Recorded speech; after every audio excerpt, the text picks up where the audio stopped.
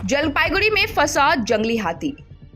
Counts. SBM Gold's water tank is the most sustainable and durable water storage solution available. Jalpaiguri जिले के दूरामारी इलाके में आज सुबह हड़कंप मच गया जब एक जंगली हाथी दिन के उजाले में छोटे गड्ढे में फंस गया। वन विभाग के अनुसार मोराघाट जंगल से हाथियों का दल रिहायशी इलाके में आया था।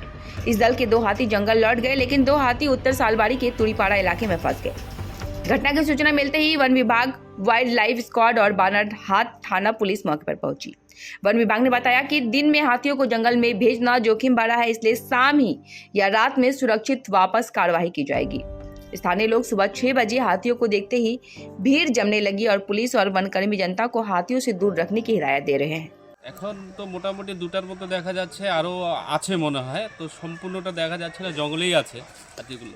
এই হাতি কোত্থেকে এসছে?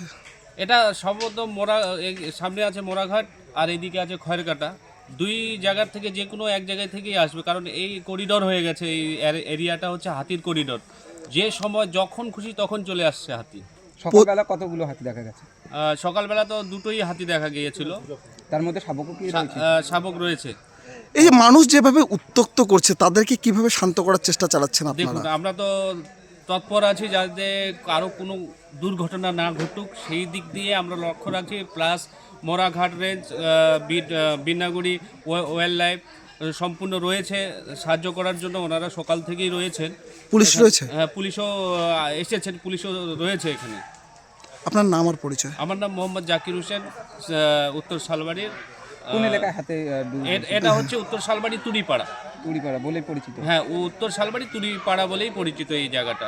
কি মনে হবে কখন এই হাতি? দেখুন, এখন যদি ওনারা যে কোনো, এখন যে হাতিটা বার হবে সেরকম জায়গা নেই বাইর করানোর মতো, দুদিকেই আমাদের গ্রাম রয়েছে, বাড়িঘর রয়েছে। এখন যদি সেটাকে রেস্কিউ করে বাইরে বাইর করানো যায় তাহলে একটু রিস্কের ব্যাপার হবে। তো আমরা প্রশাসনের সঙ্গে কথা বলছি, ওনারা বলছে যে রাত্রিবেলায় এটা মানে বার করানোর সঠিক সময় হবে বলছে। এর আগেও কি এই এলাকায় না, এর আগে তো এভাবে হাতি আটকায়নি, কিন্তু বার তো প্রতিনিয়ত হয়। কতটা আতঙ্কিত রয়েছে?